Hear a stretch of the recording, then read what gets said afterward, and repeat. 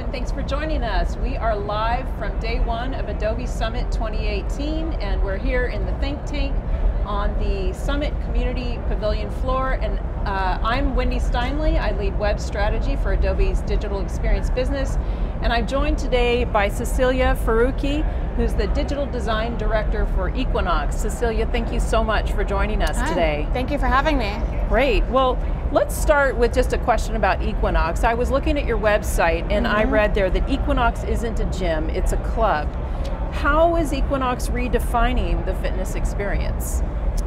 Well, I think that we view our clubs as more than just fitness. It really is a whole entire lifestyle. And our mission is to maximize the potential in our members' lives. So it's really not just about what you do within our four walls, it's about how it extends through the rest of your life. And so as digital design director, tell us a little bit about what your role is in that experience that Equinox provides. Sure, well, it's really taking that physical experience of being within our clubs and extending that outside of our clubs, and digital is kind of our vehicle of doing that. So whether that's through our app or our website, and just really expanding upon our fitness offerings, where we are creating a lot more digital content around health and wellness, and especially we just released meditations, guided meditations in our app, which you can do on your own time, at home. So that's kind of our role.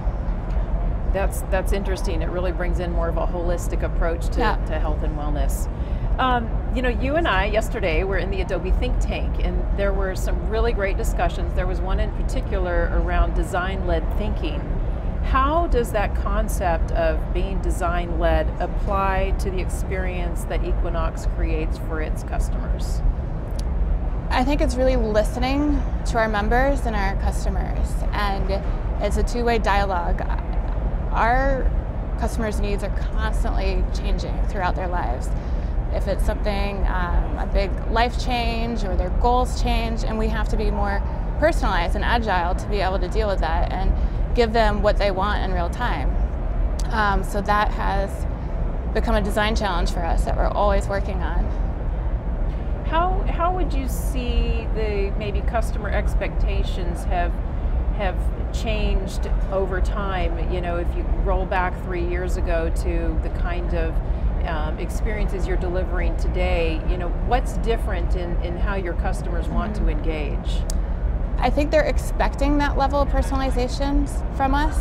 So for example, with personal training, I've done personal training since I was pregnant a couple of years ago. And while I was pregnant, my goals were to improve my strength and my endurance. Whereas now, I just want to crush every high-intensity interval training class that I do. So to be able to know that change in goals from our consumers or our members, and be able to speak to them differently and suggest things that we know, suggest things that are more relevant to them, that we think that they'll engage with more. Sure.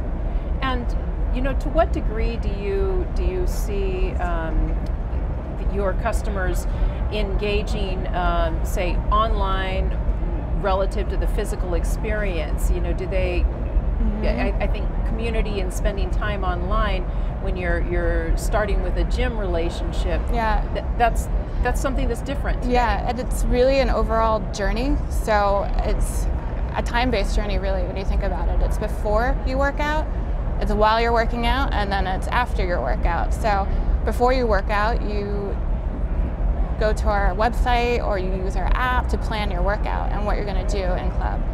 And then when you're in club, you check in, and kind of, you know, we try to create a seamless experience. And then afterwards, you can have access to your data, your activity, and then also content that might inspire you to try a different kind of workout. Right. And what do you see in terms of your customers' interest in say, consuming content relative to maybe tracking data? Are you learning anything about who's more interested in data and who's more interested in content, and who's more interested in just coming to the gym, or what is it you're learning about customers today? I think it's super fascinating, and we're doing a lot of testing to figure out what people like to engage with based off of their behavior. We recently, at the end of last year, created a digital experience that recapped a member's year at Equinox. So we took a lot of their data that they had access to currently through their app and recapped it to them, like what their favorite instructor was, how many times they worked out, what month was their favorite month to work out, what their favorite location was, and delivered it back to them with a narrative. And we've learned that they love to kind of see their data in a way that they can celebrate. Right. What impact, are you seeing any impact maybe in those customers' continued engagement once they track? And I'm coming from a place of, a long time ago I was in sales, and we learned you make progress in that which you measure, and so when you see data it can really incent you, I want to reach the next level. Exactly. And so what kind of behavior are you seeing from your customers who are tracking their data? Well, we think it incentivizes them to use, to engage with the brand more and engage with the clubs more. It also, I think, inspires them to maybe, if they see that they've done only one type of class, like the whole entire year, they've only done yoga, and they're like, well, maybe I should try something different. Like that was the only thing I did this past year. Right. So we're hoping it could change their behavior too. Well, let's wrap up, and how about from your perspective, what advice would you give to marketers who are looking to create a best-in-class experience today? Well, one thing I heard at a panel a couple years ago that I attended that's always stuck with me ever since, and every time I'm designing an experience, and it's simple but just really good advice, is that you and your brand should set a stage, and that your audience and your users is always the star of the show. And it's just something that's always stuck with me, and I think about every time I sit down and start designing. Right, and I think you said that yesterday, that your customer is the protagonist. Yes. Right, absolutely. Well, Cecilia, thank you so much for sharing your insights, and thank you all for joining us today live from Adobe Summit in the Think Tank. Thank you.